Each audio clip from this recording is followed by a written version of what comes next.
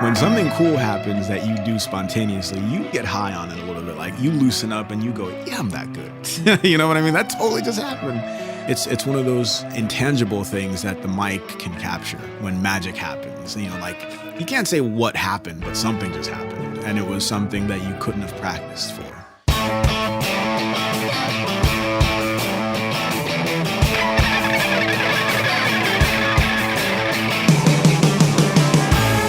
Welcome to Recording Studio Rockstars. I'm Lid Shaw, and this is the podcast created to help you become a rock star of the recording studio. Hello, Rockstars. It's Lid Shaw, your host for Recording Studio Rockstars. I created this show to introduce you to real-world recording professionals, to hear their stories and learn from their experiences so that you can take your records to the next level and be a rock star of the studio yourself. My guest today is Mr. Blessing Offor. How you doing, Blessing? I'm good, man. I like your intro. All right, I'm not even done yet. Oh, shoot. An eclectic musician, songwriter, and producer, born in Nigeria, raised in Connecticut, with cultural and musical influences that span continents, cultures, and decades. Blessing has a life story and a message that he has felt compelled to share through music from a young age. As an artist and songwriter, Blessing has mastered guitar and piano as the tools of composition, but his voice has taken him to studios and stages all over. He has been on the TV show The Voice and appeared at the Kennedy Center on multiple occasions, and is also an international songwriting competition winner.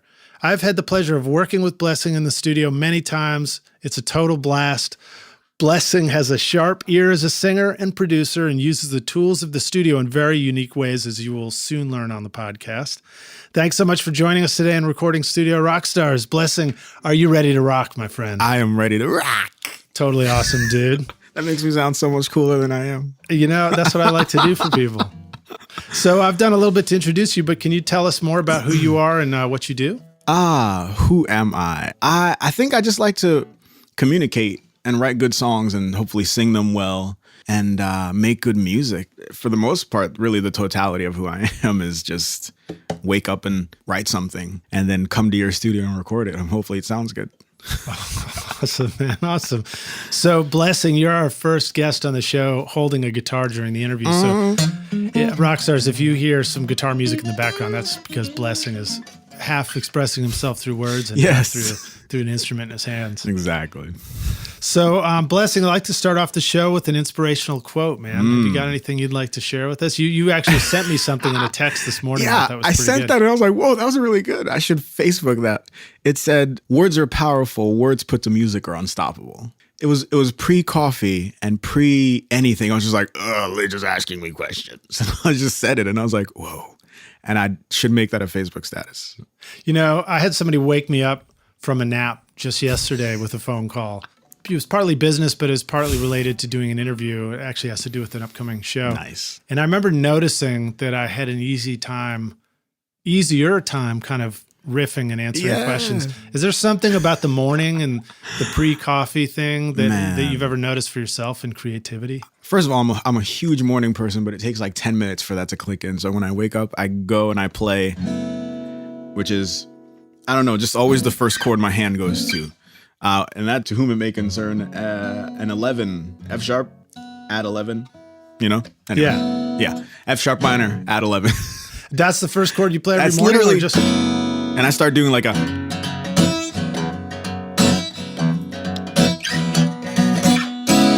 I don't know. I just kind of, it's like, it gets me going somehow. Like literally you start with that chord every morning or you just start with whatever you feel like? Lately it's been this chord because I'm writing a song to it that I it just feels like a strut song. Makes you want to like own something. You know what I mean? Before it was,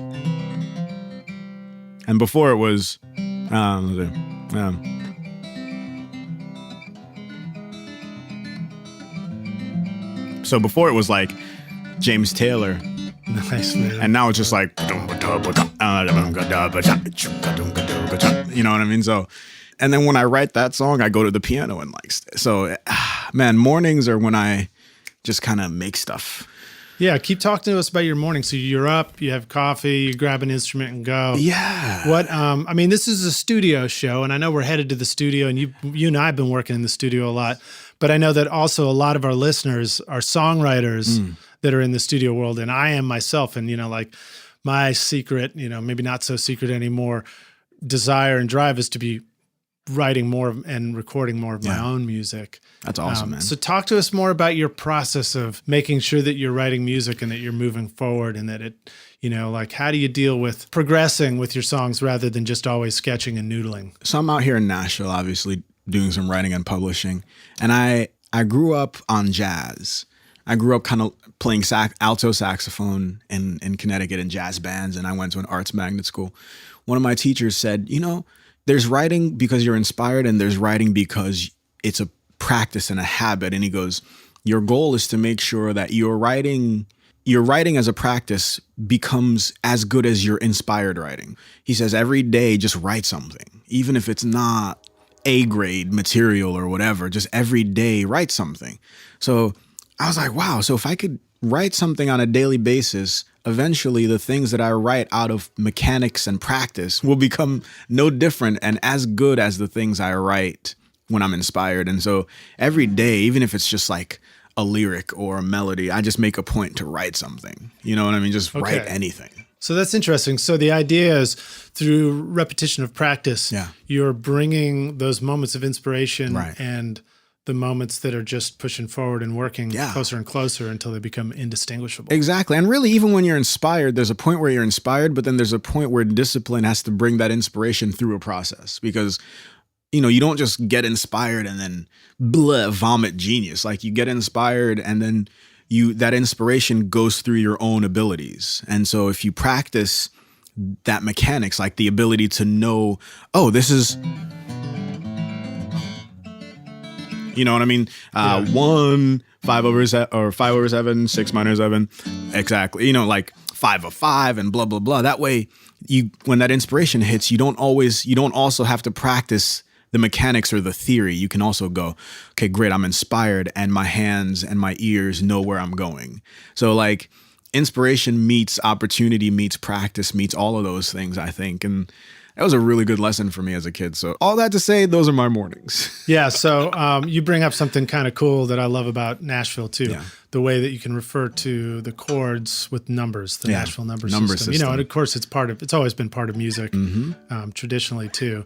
But so two thoughts. One is when you're working on stuff, you may be working on a project and you come to an impasse in a song, right? Yeah. An arrangement, something you're hitting the studio and it needs something there. And you might not find yourself feeling anything that's inspired or inspiration. Right. But because you've been studying those chord progressions and you know what puts together a song, you hit that 5/7 and you might know that here's some of the options that tend to work. And here's my bag of tricks. I can always try this guy or try, when I'm doing 5 over 7, I know I can go to, I can go to the 6, minor 7 or just the regular 6, or 5 over 7 to 4 is always cool. That's a cool sound. Or, dude, here's something that's funny, right? Yeah. So if I was the listener on this podcast, I'd hear that right now. Yeah. Next thing, I might even pause it. I'd be grabbing my guitar and trying that 5 over 7 to go to 6. 5 over 7 going to the 4. To 4, and then maybe, I don't know, or 5 over 7, 6, that's the classic. Those are just, your ear says, oh, I remember doing blank. And even when I listen to really great records, I stop and go, what did he just do there? And it might be something I already knew, but for some reason, maybe the voicing was different, the leading tone was different. It's just your ear and your brain just gets to love sounds. And I mean, I know I have a voicing that I like for almost every chord, and I have to oftentimes break myself out of it just to find new sounds. Yeah. Man, when listening to you talk, I'm having so many questions pop up. So I want to rewind a little bit and ask you one for something you said a moment ago, which is you're talking about your process and, you just make time and you go in and do it. Now, when you're making time and you are writing, are you always goal-oriented in your writing, or do you just write during that time? And is that part of the process? So I feel like I'm always aiming for a song. I'm also like a voracious reader, and consumer of news and articles. And I love poetry and like I love lyrics. I'm always interested to see how different writers put the English language together. So oftentimes when I read something, I go, whoa, that's a cool way to use that word. And I'll just keep that in my memory bank or put it on my little audio recorder and say, remember this, blah, blah, blah. So I have a bunch of pieces that just sit around. And I had a song, that little riff I played. I was like, whoa, that's a really nice sound. And so I had some words that I put there, and then it was like, it turned into do, do, do, do, do, do, do, do. Do, do, do, do, do, do, do, do. Do, do, do, do, do, do, do, do.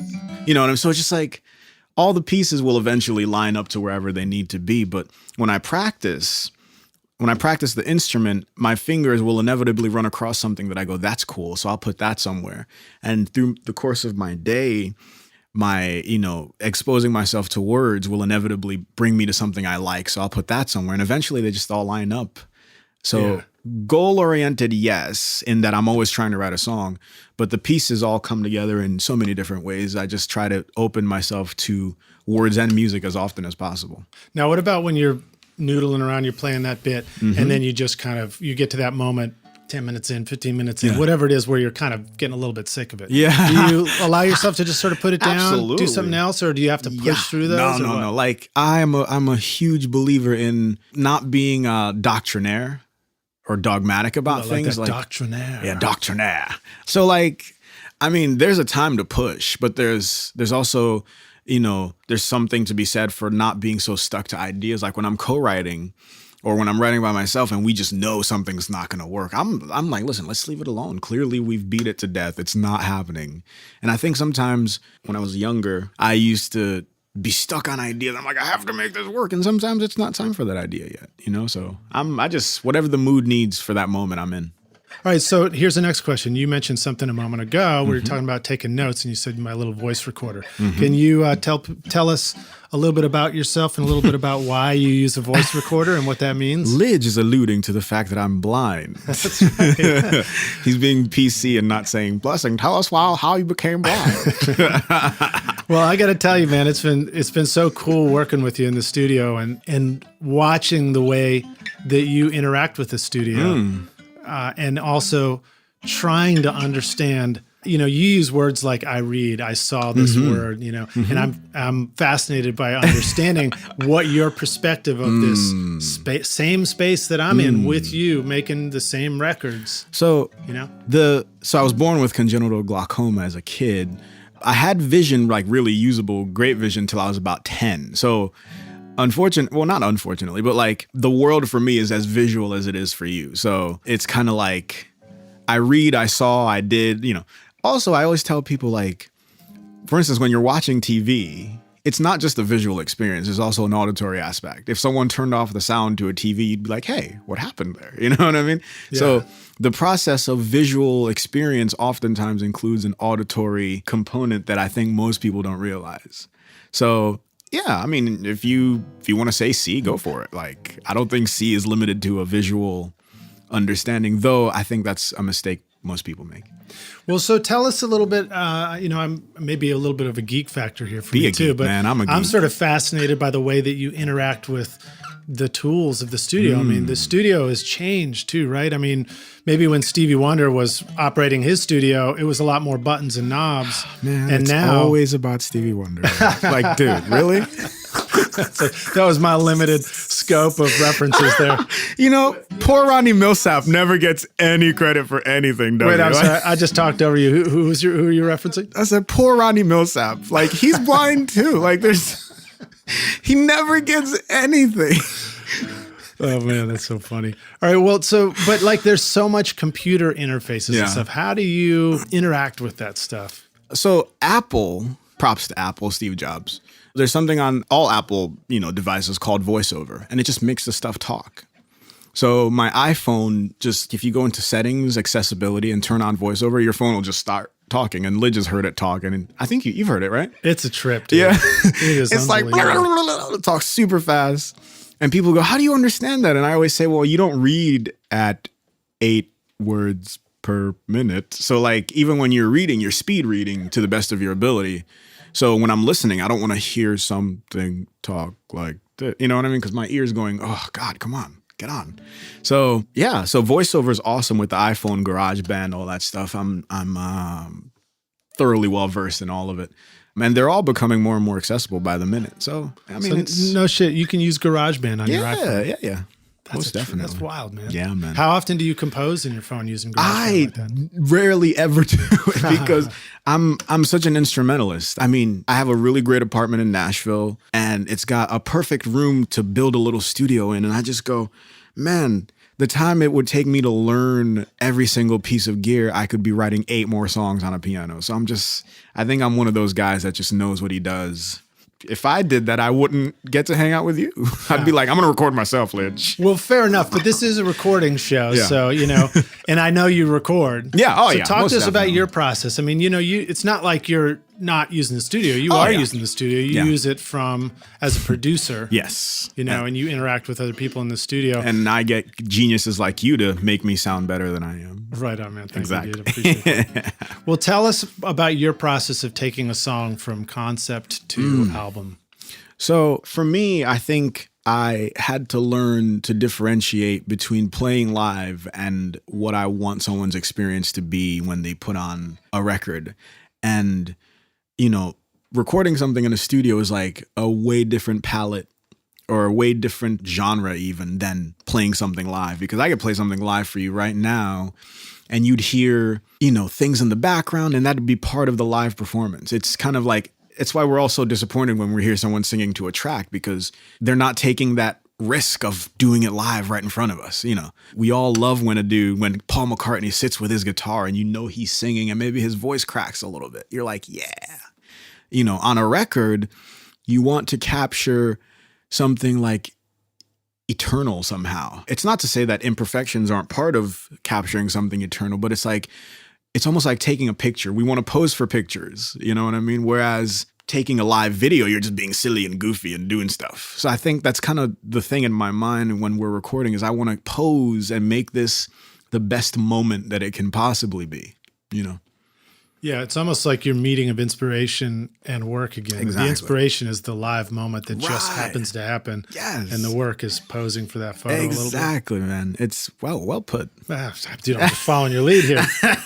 But it's all different processes. Like the first song we recorded here, it was Preaching and it was like super slow. We were like, right?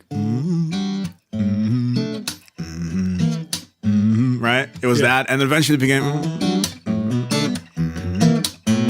but it's kind of the process of playing and listening back and playing and listening back and going, okay, that has to be that. And it's just posing for the picture. It's a different kind of thing, All right, so then what happens next? When you're in the studio, what's your experience? What do you do? As a producer, when I'm working with people, what I'm trying to do when I hear an artist sing, I say to myself, is that emotionally believable? And I learned this just a few weeks ago, actually. Every line has to be like an actor delivering a moment to me. So if a girl's saying, I love you just the way you are, and she sings it like, I love you just the way you are, or whatever. And I'm like, it sounds too happy, or it sounds too sad, or there's just always something in it that you go, it's not believable yet. And then I go, okay, think you're sad, like your boyfriend just left you, and like give the singer a moment in their head to draw from. I always liken it to acting. Every line of any song anybody records and sings has to be emotionally legitimate to me. And I think that's kind of what I'm starting to learn to do with people. Mm-hmm. Just bring out the emotion and the honesty. Like, let me feel like almost to the point where if you didn't say the words, I'd still know what you were talking about with your voice, Yeah. Yeah. Let's talk a little bit about recording technique in the studio too, Yeah. because you play acoustic and sing, you play piano. What are some things that you tend to hear repeatedly as far as how that goes? Like, what are things that when you record an acoustic and a voice are important to consider? I am a huge fan of everything James Taylor, and there's something that's just, for me, has to be super raw about an acoustic guitar. Like even the squeaks. I love the I love the squeaks of an, like all the, you can hear me brushing my hands across the strings. And when you hear James Taylor's records, I mean, if you listen, you can hear the finger picking, like all these little tiny things. Yeah. And those things for me are gold. So when I'm recording acoustic, I always like to make sure those things come through and that they're not taken out in post, because I think they make the moment. They kind of give you a little bit of that live feel. Yeah. And for a piano, I love when a piano's mic'd so that the low notes growl. You know what I mean? So when I'm ending a song or I'm in the middle of a song and I really want to make a moment come out and I hit a low octave, it goes brrr, like you feel like something just attacked your ear a little bit. You know? Yeah. That's the best. Like, it's just got to be that growl in there, Do you have any favorite miking techniques or ways to record the piano? This one time, I think it was in New York, and it's not even about the piano necessarily, but a guy put a mic over the keys where my fingers were. Where my fingers were playing. And he goes, I want to hear your fingers hitting the keys. And for some reason, that really just struck me as really cool because, it wasn't like it was super noticeable in the track, but it was so that he put it in there and it made it more real when you listened. Like you could hear the sound of an arpeggio, but not just the notes, but like the finger running up and down the board. And I love it sounds kind of annoying, I bet, but I love this, like when you hear the foot work the pedal. Yeah. Some of my favorite sounds, believe it or not. Yeah. When I recorded Roscoe Gordon, who was a famous Memphis jump blues player, he played so powerfully on the piano, you would hear his fingernails and his fingers hitting the keys without even miking it up. I think that's awesome. And I remember the first time I heard that, I was like, whoa, what is that? And I realized that was the fingers on the piano keys. Yeah, man. Yeah, that guy specifically mic'd the piano just like with a little overhead, and like you could hear, the fingers just doing whatever they do. And I feel like you just want to feel as connected to the performance as possible, and everything that makes that happen is awesome. Okay, so what are some of the things that make that happen? What about the voice? What about singing and playing an instrument at the same time? What are the challenges to doing that? I think the challenge is, for me, the challenge can be over practicing actually, because kind of the thought process or for me, the thought of practicing is more that you practice so that your body knows what to fall back on. You know what I mean? Like you practice so that when you're in a pinch, your body falls back on old habits. And so the old habits should be good habits. But there's something about live performing and live recording that should be almost like spontaneous in a way. So I think the hard part is I want to come in the studio and knock it out. And so sometimes I get stuck on like a riff I did. And I'm like, oh, I'm going to do that riff. And it kind of gets my brain in the wrong place because I'm trying to not bring the moment in anymore. I'm trying to like create a moment, then bring it in. You know what I mean? So there's something to be said for over practicing and not letting, your emotions in the moment carry the session. Well, what's cool about that, hearing you say that, is I think about the times I've been listening to a lot of jazz, over Christmas and holidays and stuff. And some of my favorite moments are those times where it's almost like rather than hearing somebody play a part that they've rehearsed and they've already thought about, that was cool when it first happened. Exactly. When you hear somebody invent something for the first time in a recording. Yeah. That's like that moment, right? That moment of creativity and inspiration. Because you almost feel them get excited about it. Yeah. You like something just happened and when something cool happens that you do spontaneously, you get high on it a little bit. Like you loosen up and you go, I'm that good. You know what I mean? That totally just happened. And I feel like that it's one of those innate things, intangible things that the mic can capture when magic happens. Like you can't say what happened, but something just happened. And it was something that you couldn't have practiced for. You just had to have practiced and opened yourself to it, Yeah. All right. Well, so I'm going to keep grilling you on recording voice and guitar, voice and piano, because I know for me, as engineering stuff, one of the struggles sometimes is like, well, how am I going to get a mic on the voice so the voice sounds great and a mic on the guitar so the guitar sounds great? What kind of stuff have you heard that doesn't sound so good when you're recording voice and guitar at the same time? Man, not performance, but like technique. I think you can always overdo things, and a lot of pop that I hear that tries to be super acoustic you can tell has been done, just like the grease isn't there, you know what I mean? And you can, like, the guitar's too clean, or like they sound like separate things almost, just kind of put on top of each other. And for me, maybe I'm just a purist, but I don't gravitate towards that stuff. It might be a cool moment of pop music, but it loses legitimacy somehow, because I'm like, ugh, someone sang and then someone played it and then someone stuck it together, as opposed to, wow, someone's doing that right now and it sounds awesome, You're saying that you can get something great if you're playing the acoustic and singing at the same time. Yeah, to each his own, obviously. But just for me personally, I think the beauty of it is the dualism. Like having a guy that's going, doing all this, and then still like singing and talking to you while he's doing this. You know what I mean? Yeah.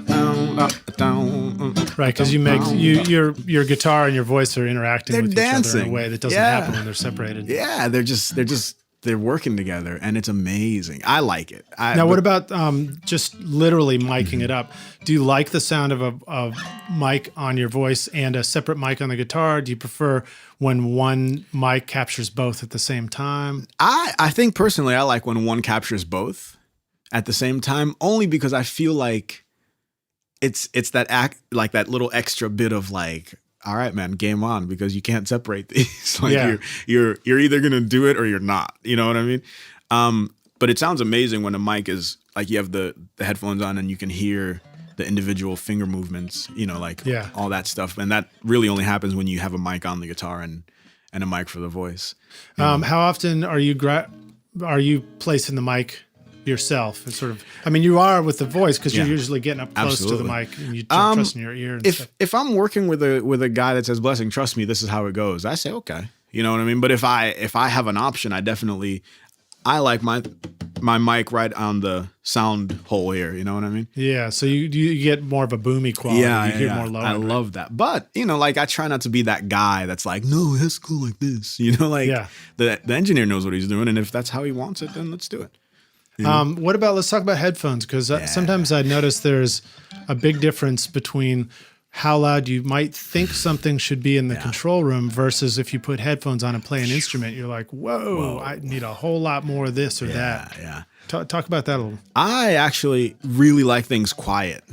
I tend to like things way quiet because I like my ears to not be lazy, and I like them to work for the different sounds. And I know when I'm recording, say, guitar or piano, I like the instrument I'm recording to be a little louder than everything else. But for the most part, I just try to keep it really quiet, because then you don't feel like you have to overplay. Because if it's like, if the track is cranked up and then you're cranked up, I don't know. I think that's kind of the wrong impression. Whereas if everything is relatively normal sounding, you might be able to get a little more nuance in it. Okay, you mean like if things in your headphones seem similar to the way they sound when you're just simply playing the instrument and singing in the room, then it doesn't make you like lose your bearings. Right. Then you're playing naturally. Yeah. Versus, you're playing and everything's cranked up. You almost feel this impulse, the adrenaline gets going. You're like, okay, let's do this. Yeah. Unless that's the vibe you want, in which case, awesome. Yeah. So, well, help us out. So what are some indications for somebody who's engineering from the control room? Mm-hmm.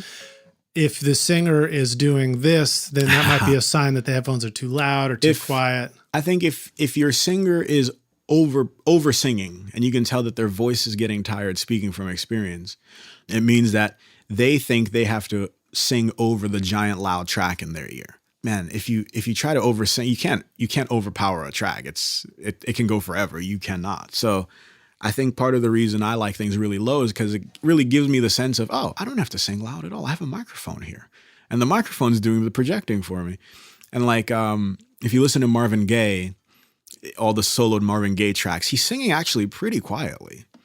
And it's not that he's going, I've been really trying, baby. It's like, he's not yelling that stuff. He's almost talking it. But the mic and the track are laid behind him perfectly. So you just get the beautiful sense of what he's saying.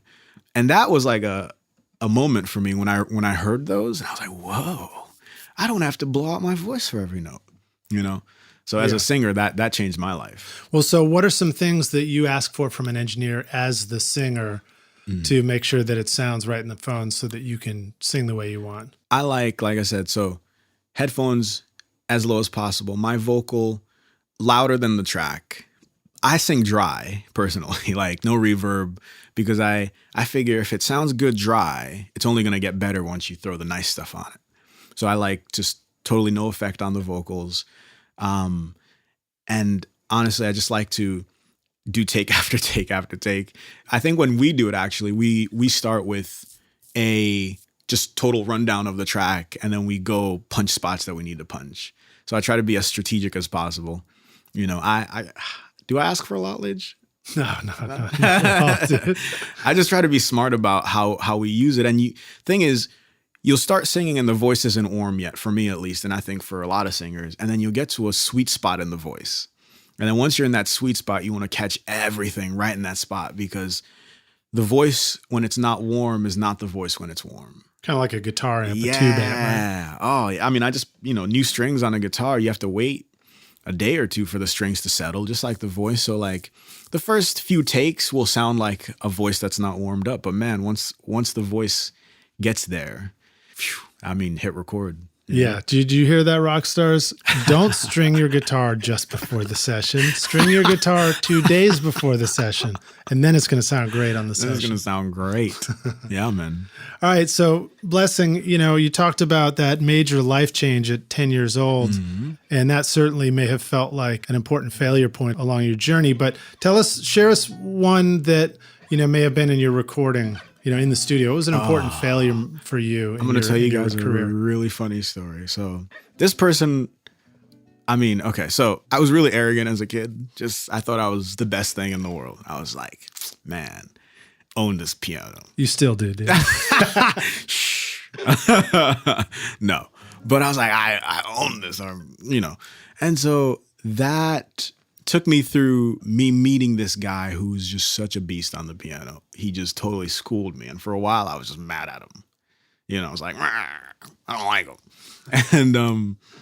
And it was at a point where I was like, man, I really might want to just like hang out with him. He seems pretty nice. Maybe I'll just ask him how he did that lick he did. And he was the nicest guy in the world and taught me new chords, taught me you know what I mean?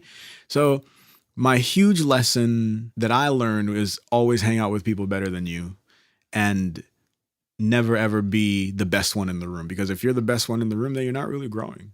Instead, be the least talented in your group or in the room, because then every minute you're there, you're just getting better and better and better.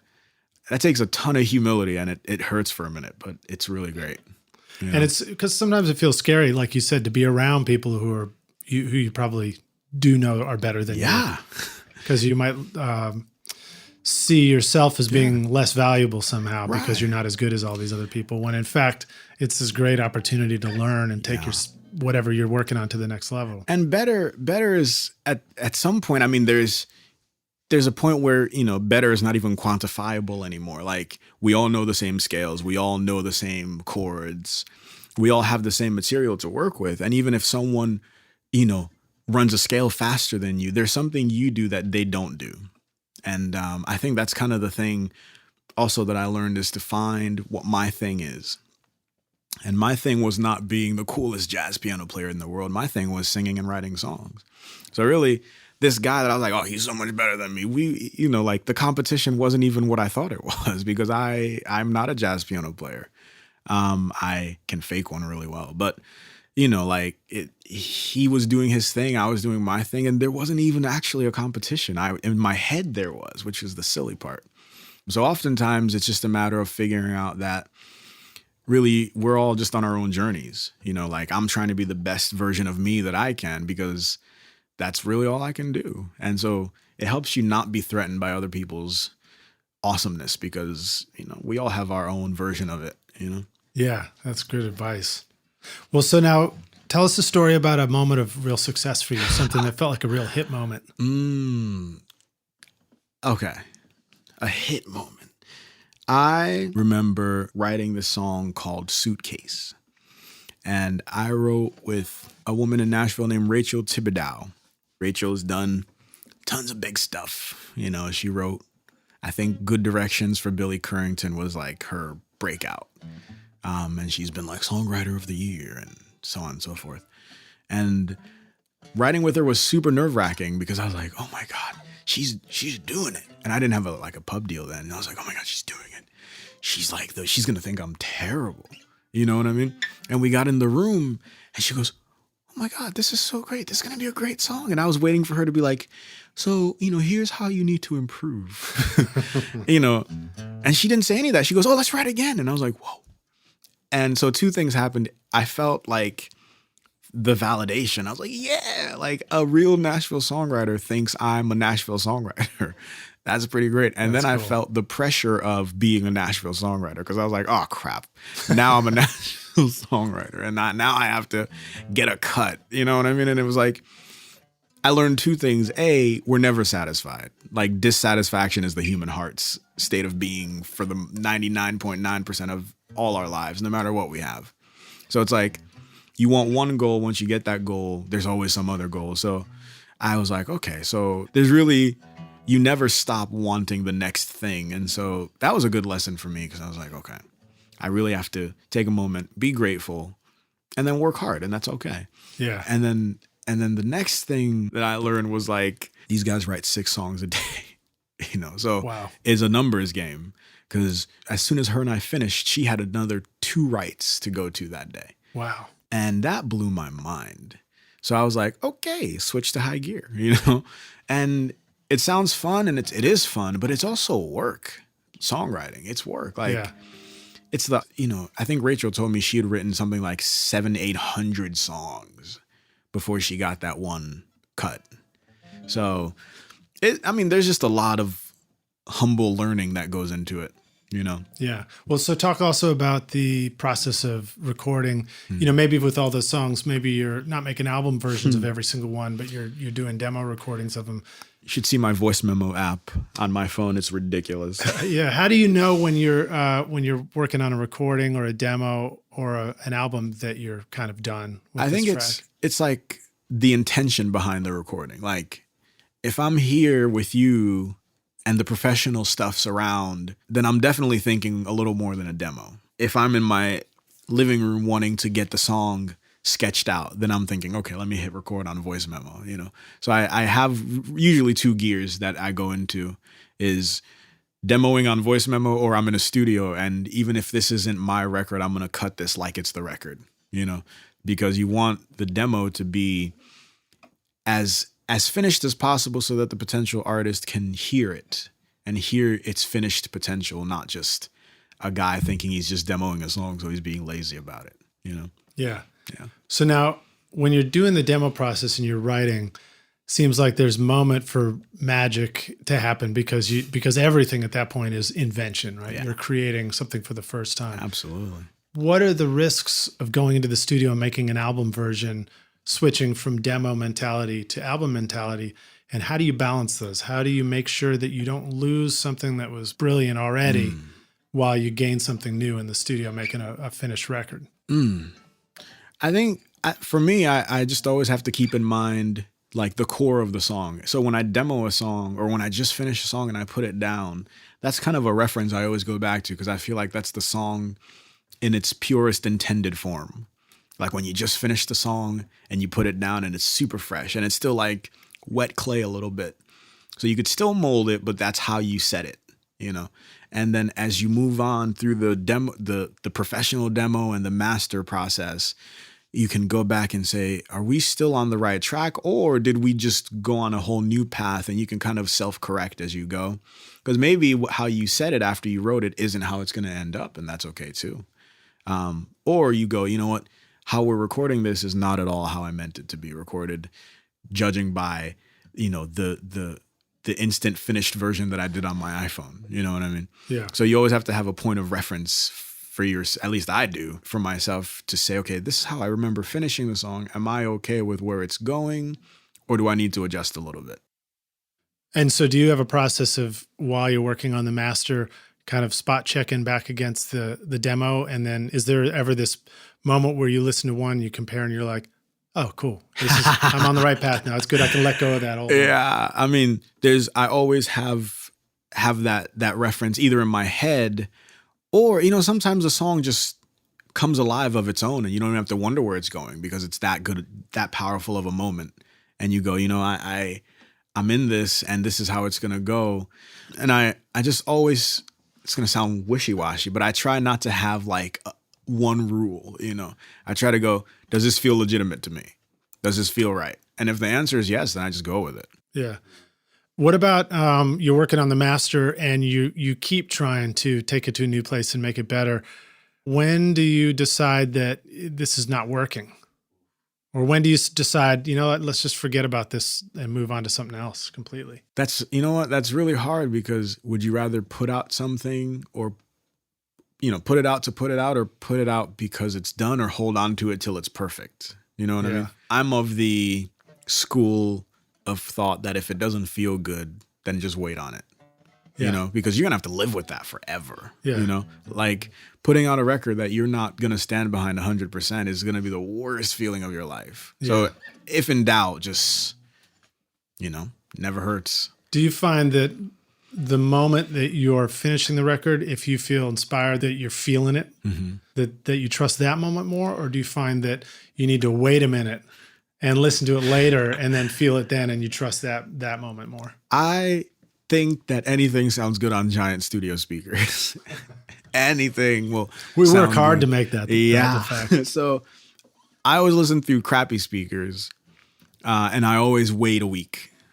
You know what I mean? Like just cleanse the palate, let it all leave your brain for a minute, and then just out of nowhere, maybe wait while I'm making a pancake or something. I'm like, oh, let me listen to this again. And then if it still makes me smile, then we're doing it, Nice. Like that's kind of the thing is like, if you're listening to it in that moment, then you're still in that moment. But all your potential listeners have never been in that moment with you. So they're just going, I don't like it. And you go, what? Didn't you hear the blah, blah, blah? And they're like, meh, I don't like it. And you're mad at them, but you were too caught up in your moment, Yeah. What do you think is the number one thing that people respond to decide whether they like it or don't like it? It's going to sound weird, but I think because we have such a shorter attention span in our culture, like totally aside, I was listening to, some 80s song or even like Thriller. Thriller had like a minute long intro. You don't get the hook till like a minute and a half in, if even. And that like dawned on me and I was like, man, if you don't have a hook within 30 seconds now, you're done. Like essentially now every pop songs go like this. Hook 1, hook 2, hook 3, hook 1, hook 2, hook 3, hook 4 is the bridge. You know what I mean? Like it all has to be hooks. So if something doesn't catch them in the first 30 seconds, I don't even know what that something is, be it a musical hook they like, a lyrical, a melodic hook. You just have to hook people ASAP as soon as possible because they may give you 10 seconds. That used to upset me. And then my friend said to me, Blessing, you got to get in the car first before you can drive anyone anywhere. And then I thought, well, me driving is a terrible idea, but I get what you're saying. You all right, Lynch? Yeah, I'm good, you like man. that one? I'm good. That's going on the front of the podcast. You guys will know that I said that and you will have already heard it by this point. So, but the point was like, you have to meet people where they are, give them what they already are familiar with before you can take them somewhere different. That's kind of been my North Star with writing is like, okay, I have to earn the right to take people somewhere new. So that's fascinating. So if you're writing for pop radio, then the car is what's what already people are going familiar on. with Exactly. in pop radio. Exactly. If my daughter's a big Katy Perry fan, then that means, you start with something that feels familiar to Katy Perry before you take them somewhere new, Exactly. right? So you meet them where they are with a little twist, and then they go, oh, this guy's pretty cool. And but that also applies to the opposite end of the spectrum. Absolutely. So if you're writing indie garage rock, or EDM music, meet them where they are. Good, whatever those rules are. Exactly. Maybe those rules are you have to have a minute and a half intro before the hook comes in, or else people won't like it. And like, because I write with a lot of artists, and whatever artist I'm writing with, I go listen to their genre and just steep myself in it. Because, I write country and everything, and I luckily love everything, so I don't have to fake it. But like, if I'm writing with someone who's super like indie pop and like Lorde-esque, I go listen to a ton of that stuff. Yeah. And really go, okay, the rules are as follows: very beat driven, very, very like lyric driven. You don't sacrifice the lyric for a melody, and you just make the lyric hooky. You don't, like what I like about Lord's stuff is like, you can tell she wants to say this. And instead of fitting those words into a hook, she makes those words the hook, whatever they may be. You know what I mean? So cool. There's a lot of things to learn about different genres of music, which I like as a songwriter. And then when I go to perform, there's a lot of things to learn about performing from great performers, which, just gives you another angle to study from. Right on. Yeah. Well, so, hey, we're going to go into the jam session here in just a sec. Yeah. But before we do, tell us what you're excited about right now. What am I excited about right now? Man, there's a lot of great projects coming out. We're doing good things in Nashville. I'm really excited. I get to travel a lot. I'm doing a lot of speaking engagements, doing a lot of like personal appearances and stuff. So I get to meet a lot of people all over the country, and it's a lot of fun.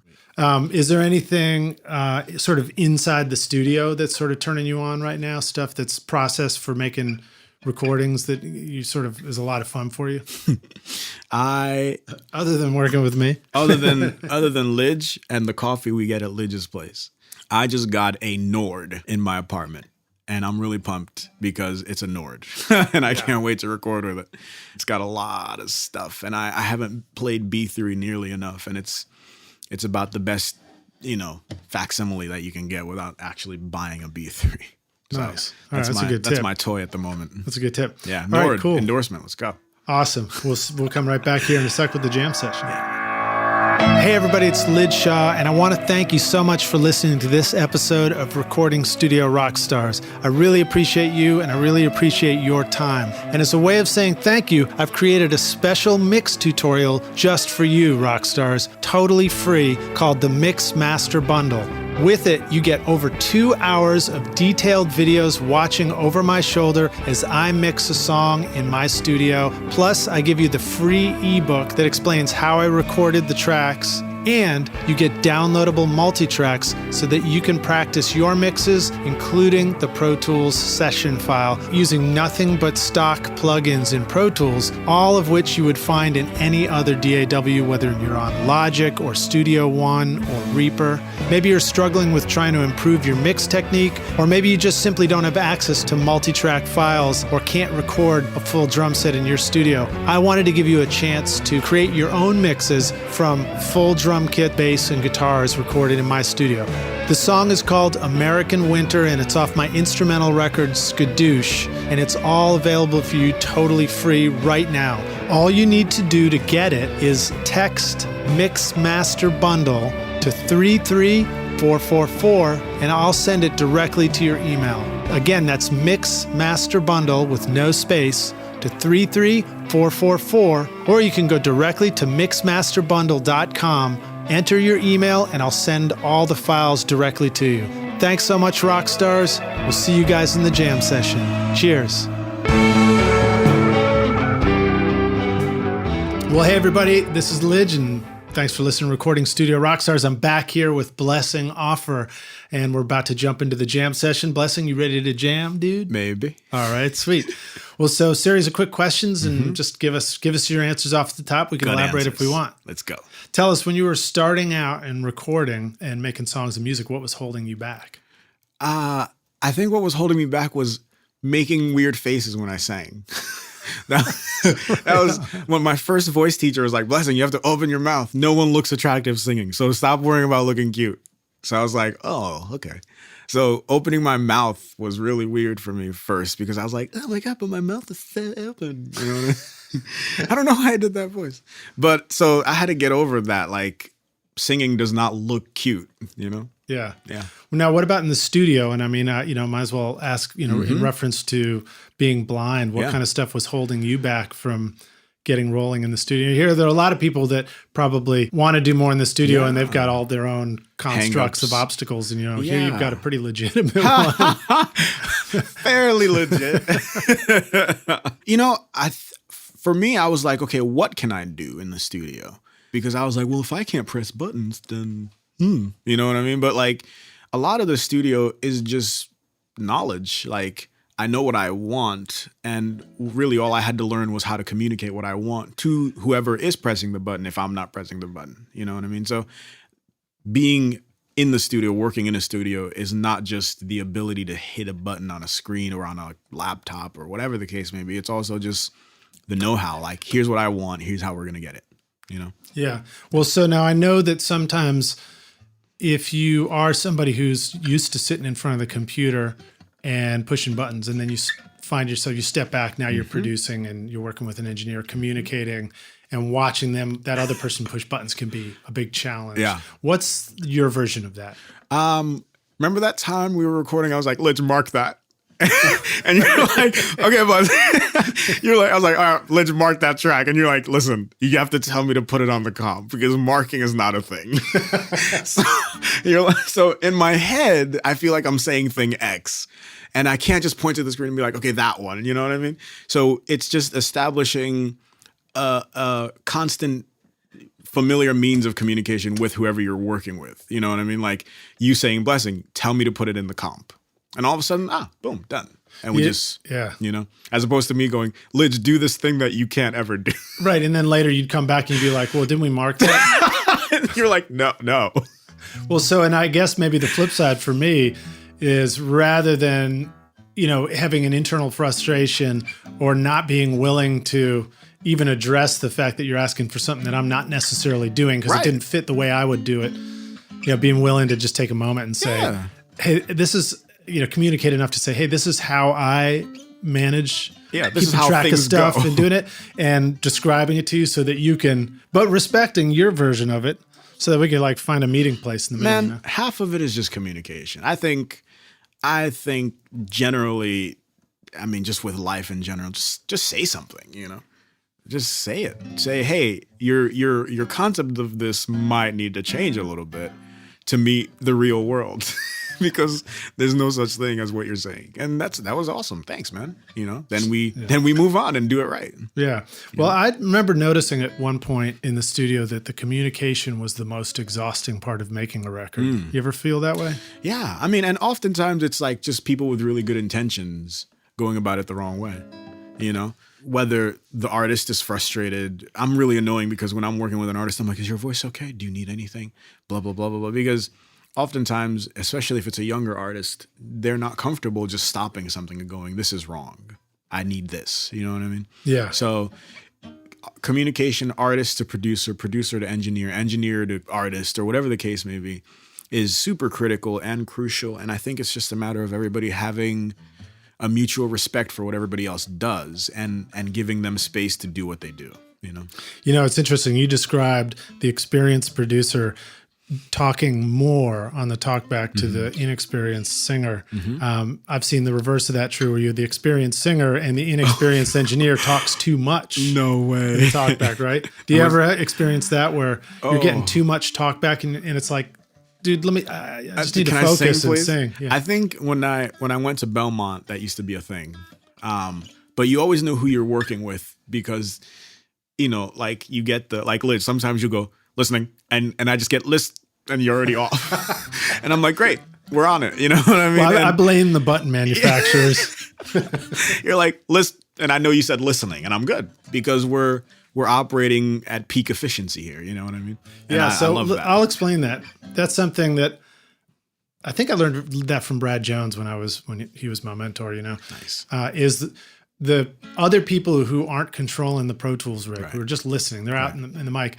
They, you know, they're hearing music play, and unless you tell them, they don't know if you're expecting them to be in record and start singing or just sit there and listen back. So I learned that trick. Every time you're just listening, say listening. You just press the button, you say listening. Or, you know, another trick I'll do is, well, I don't get to do it with you, but do you give hand cues? Yeah, and if you know, if there's glass and you can see the control room to the microphone, I won't even say anything. I'll just point at my ear. So unfortunately, don't do I don't get to do me. that for you. That's bad form. Yeah.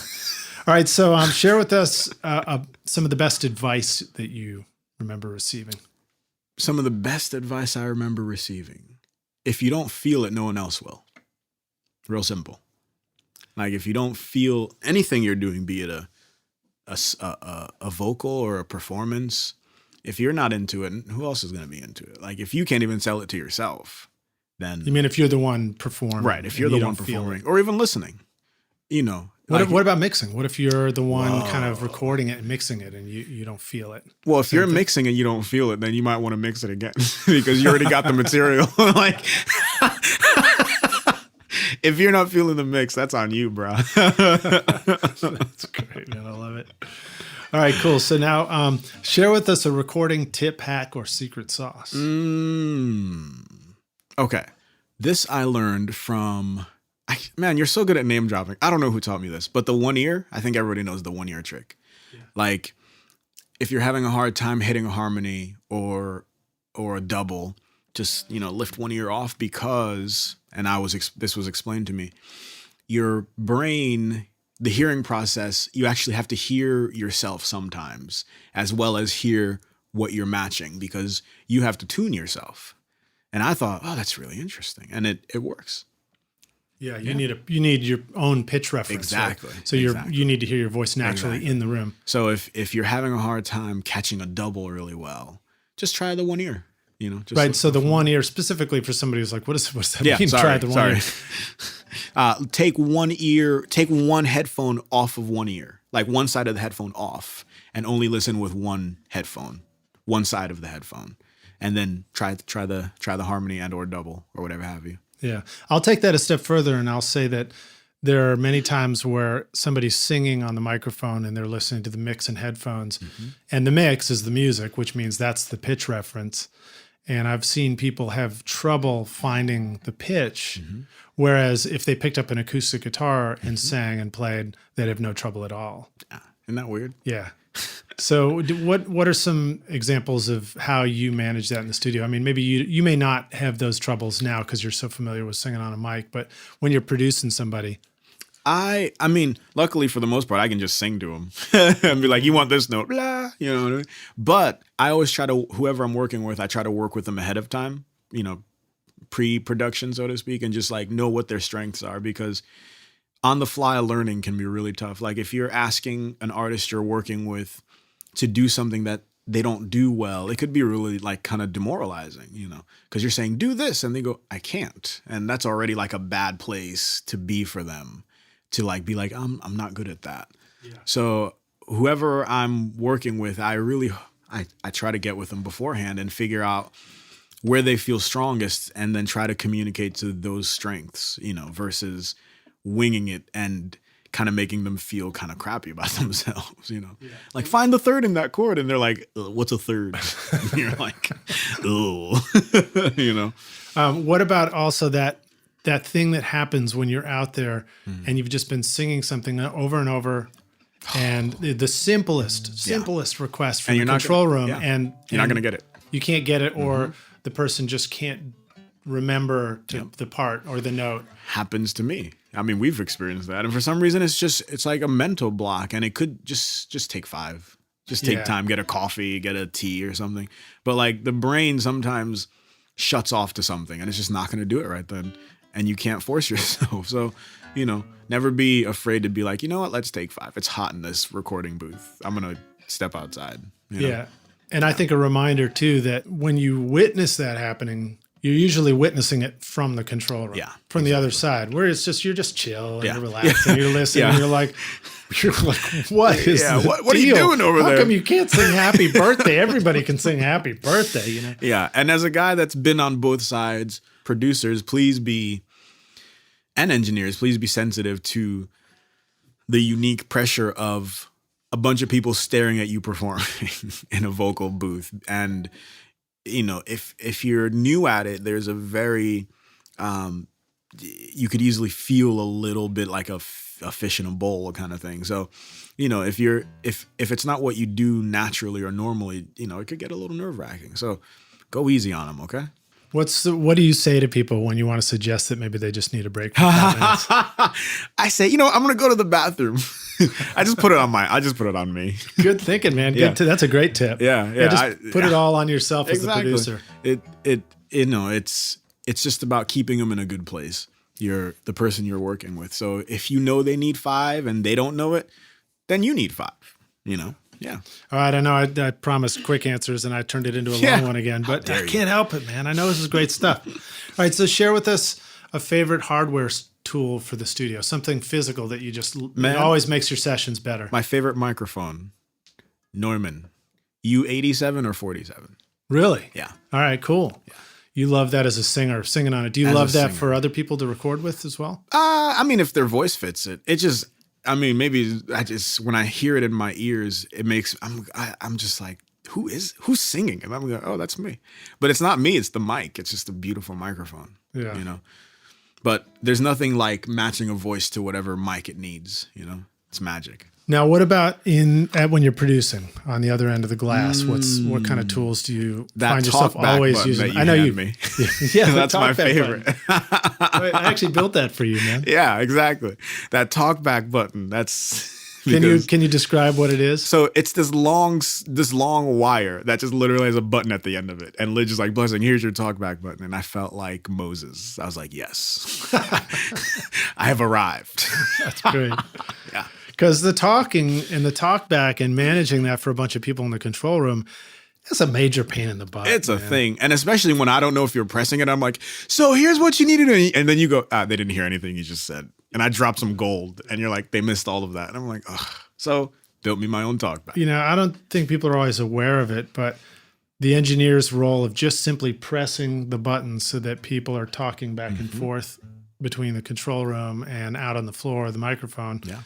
Is oftentimes as or more complicated than, the switching engineer for a train yard with hundreds of trains coming and going. What an analogy. Or it feels that way. I don't know. It feels that way. All right. So now share with us a favorite software tool for the studio. I think for the Mac, as far as voiceover goes, software tool that makes everything possible, man. Apple's got it pretty much covered. If it wasn't for that voiceover, we'd be not even here right now. But Logic is pretty cool. I do a lot there. You do? Yeah. And GarageBand. Just tell me how you use Logic. Well, so you actually have to kind of forget about the screen and just think of it like there's a voice essentially telling you what's going on, what, sound bank you're in, et cetera, et cetera, et cetera. Like it's a whole different thing, And last time I did it was actually a while back because I don't have a rig set up right now. But, just to be up at 3 a.m. running your own thing it's a powerful experience, So you're on a laptop or an iMac or something like that? Yeah, it's a little tiny. It's like, nothing fancy, but little MIDI controller and, Yeah, and then so you got the keyboard and the laptop, you're using the trackpad. Yeah. Yeah, and you can use the voiceover stuff to tell you exactly what's going on in the right. And so the voiceover works whether you're using the keyboard or the trackpad. If you think about it, my iPhone is nothing but a giant trackpad. Yeah, exactly. So whatever your finger or hand is doing, it's saying to you. That's a trip. And there are some. It's not as accessible as it could be, and there are some adaptations. But for all intents, for the most part. And there's some really great organizations that are working to make things like Logic and Pro Tools even more accessible. So, check that stuff out, man. That's wild, man. That's really cool. This occurred to me hearing you talk about the high-speed voice for the voiceover. So, I can't really do it, but it'll be like, yep. That's what it sounds like when I hear you listening to the voiceover. It's really fast, But have you ever actually tried to take that same analogy to music? Could you listen to a song play in high speed and be able to absorb it that quickly? Like Alvin and the Chipmunks version? Yeah, like doubles, like 10 times the speed, and you just immediately I go, oh, he said blah, blah, blah, blah. Yeah, you can judge. You're like, yeah, that verse isn't working going into the first chorus. No, that sounds really freaky. Because you'd have to feel it. I guess that's where it's at, right? Yeah. No, that would be a skill, though. I should practice. All right, so Blessing, now share with us a favorite resource or a tip for the business side of doing music and producing records. Read a lot of books and talk to a lot of people. I've read, there's a book called The Elements of Eloquence. Sounds really nerdy, but it's literally a book, and I think the guy was a New York Times author. I can't remember his name, but it's called The Elements of Eloquence. And it talks about poetry and lyrics, and it breaks down song lyrics and, goes, okay, they used iambic pentameter here, or they used blah, blah, blah, blah, and this is how this works. And it's really cool. So, this is the nerd in me, but just read stuff, man. It's really great. So But that book in particular. So was is that awesome. related to the business stuff though, or that's just kind of related to the creation? That's related to lyrics. Yeah. For the business end, I have a lot of friends who are further in the business than I am, and I just pick their brains about everything. I pick their brains about mechanical royalties. I pick their brains about what the music industry is doing right now, how to monetize yourself, how like streams of income actually are happening with streaming being a thing. And the thing is, like, it's still a business. And at the end of the day, I think what I've learned is have a great product, because, like, no one's making the killing they once did in the 80s and 90s, I'm sure, but like no one's hungry. It's like guys that are going from, I used to make $80 million, so I'm only making $10 million. It's like, really, bro? Like, calm down. So, I mean, I'm not saying I'm not taking any positions on anything in particular. I'm just saying people can still make a living. You just have to be a little smart and protect yourself and have a plan. And, I'm learning a lot. So if you guys have any tips for me, let me know. What's one of the things for somebody who's starting out who maybe is also a songwriter that you always advise them to make sure that they do at the beginning that people tend to forget about or not do right early enough? Listen to a lot of different genres of music for the writing. Just be well versed. Be also, for the writing aspect, be able to take criticism and be able to work with other people. And for the business end, keep track of when you wrote a song, who you wrote it with. Just always know, because you don't want to get into that position where it becomes a question and you don't have the split sheet, or you don't have the initial recording and what date it was. And, it's just bookkeeping until you are cool enough to have lawyers do that for you. What are your favorite tools for keeping track of that stuff right now? I keep it on my digital audio recorder. You write it down on a piece of paper? I write pencil? it down with a fountain pen, actually, with like Harry Potter style, with like a quill, permanent marker. So no, keep track, on a laptop, whatever have you. Just say, okay, this was written. And actually, when I start writing a song with someone, I just open it with going, this is me and so on this date, and we're writing blah, blah, blah. It sounds neurotic, but it's all kinds of helpful. And you use the Notes app on your phone for recording an idea. I use the Notes app to do the final, like at the end of the write, when we're hopefully finished with the song, we do that demo right there of it. Yeah. But you use something else. Do you have another tool that you use for your audio notes? This thing called an Olympus. And there are other, versions of the same thing, but it's literally this little handheld rectangular digital audio recorder. It fits in my pocket, and that's where like people have notebooks full of ideas. I have like about 10 Olympuses full of ideas, and there's one in my pocket right now. Yeah, those are my notebooks. And then when I have a write, as we're writing verses and choruses, I put it all on the Olympus. And then when we're done, I put the final demo on my voice memo on my iPhone. So that's interesting. So you find the Olympus, is it just a faster process for capturing it's faster. an idea? Like I don't have to unlock the phone and pull up the voice memo. I mean, everybody loves the voice memo app, but I love the convenience of having a thing in my hand. Yeah. You just hit record and it goes beep and you're recording. I think that's really important. I think ideas escape. Oh they do God. for me, for my brain. Yeah. Ideas escape me faster than technology can let me unlock my phone and get in there. I can hit record faster than you can pull up the voice memo app. You know what I mean? Yeah. So I just needed something that quick. Do you know what the model of that little Olympus is? Does it even matter? It doesn't. It's called an Olympus. Here. All right, let's see. It says Olympus digital voice recorders DM520, I think it is. So cool. And that's not even the latest version. It's just. Yeah, but we'll put some links in the show notes to this too. That's cool. And I have about 10 of those, and they're all in different versions of being full, and I actually have a laptop where I can there's a USB input, and I can actually dump the hard drive from there onto a laptop, because if I lost one of those, it would be like losing my notebook. Yeah, exactly. And that would be awful. Except in this case, you don't have to buy a new notebook, one of those leather-bound ones every time. Exactly. All right, cool. So then next up, this is sort of a metaphysical question that I like. Or no, excuse me, this is a hypothetical question that I like to ask very everybody. different. So if you had to start all over and you were sort of dropped into a new city and you didn't know anybody there and everything, and you wanted to record, make records, or at least demos or whatever, what would you take for a simple setup? What would you need for a simple setup to record? How would you find people to record and make music with? And then what would you do to make ends meet at the beginning while you're doing that? I mean, obviously this is a unique question for you. Well, I mean, so I used to only play piano, and I thought, man, portability is a very nice thing about the guitar. So I started learning guitar, and it's gotten fairly far. I'm not the best guitar player by any stretch, but I can certainly write and perform on it. And I mean, I think my best calling card is my songs and hopefully me singing them.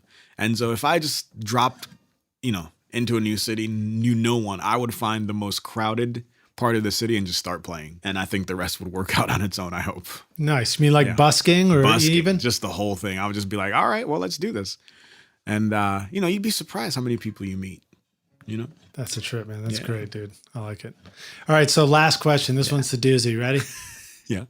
What's the single most important thing that our listeners can do to become a rock star of the recording studio themselves? Become a gearhead. Just become kidding. a gearhead? No, that's a lie. That's a lie. Actually, quite the opposite. I think you should have a sound, like have an idea of what you're trying to do. Conceptually, before you start going out and doing a bunch of things, just know what you're looking for, for me, that's been really important, like to know what the end goal is before you just kind of head off on this Don Quixote quest, like just know what you're doing. And because if you know what you're doing, I think you're going to be more likely to get there rather than if you just go, I'm going to be a producer now. Yeah. So you mean like as far as larger goals, like, have a what's this record we're doing? Or what's this record? What's this what career? Am I doing this year? What's this career? Exactly. All that stuff. Like just sit and do some self-examination and just know what you're into, because as Lidge can attest, it gets hard. Like it's not always fun.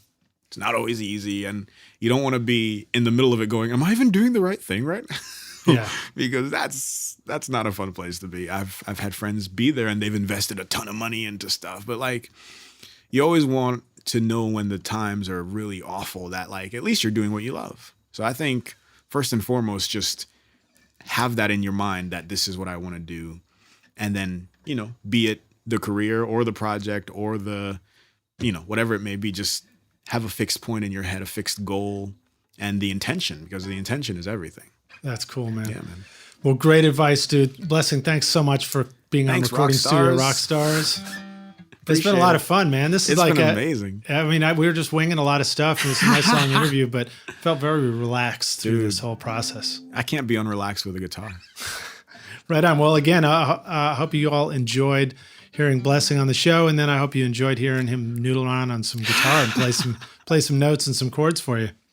Bye, guys. Hey, before we go, though, tell our listeners how they can find you and learn more about you. So my real name is Blessing. My last name is Offor. It's spelled Offor. And I'm on all your social media. So Facebook, Blessing Offor. Instagram, Blessing Offor. Twitter, Blessing Offor.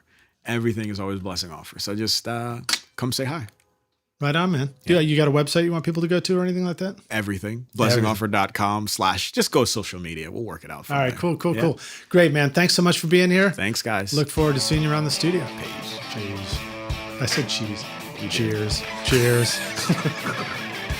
Classic. Thanks so much for listening to Recording Studio Rockstars. If you enjoyed the show and want to help make it better, please leave a rating and review on iTunes to help reach more people. You can click directly over to iTunes or go to recordingstudiorockstars.com/review for an easy explanation. And if you want more free content, all you have to do is text RS Rockstars to 33444. Again, that's RS Rockstars to 33444, and I'll keep you in the loop with articles, videos, and podcast updates. And I'll let you know about any upcoming giveaway offers, all totally free. Thanks for listening. I'm Lidge Shaw, and this is Recording Studio Rockstars. Now, go make great music.